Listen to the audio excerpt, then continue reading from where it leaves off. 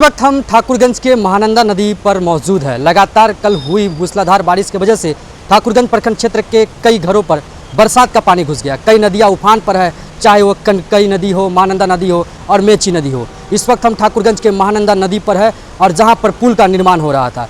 तेज बारिश और पुल के पास से जो सेटिंग लगाई गई थी पुल की, वो तेज बहाव से बह गया है। अब हमारे पीछे देखेंगे कि वो जो पुल पर, महानंदा पुल पर जो सेटिंग लगाई गई थी, पानी की तेज बहाव से वो सेटिंग पूरी तरह से बह गया, मगर पुल को किसी प्रकार का नुकसान नहीं हुआ है। लगातार प्रखंड क्षेत्र में हो रहे मूसलाधार बारिश की वजह से जनजीवन अस्त व्यस्त हो गया है।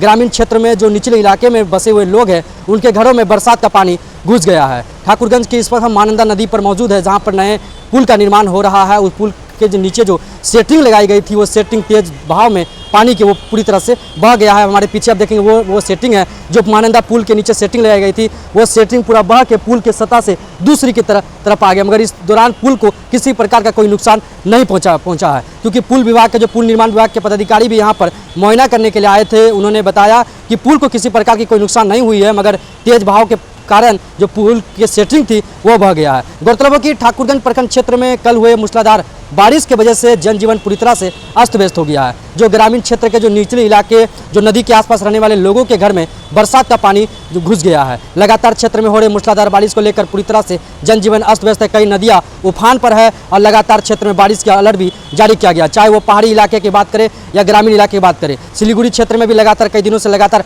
बारिश हो रही है, जिस वजह से जनजीवन पूरी तरह से अस्त व्यस्त हो गया है।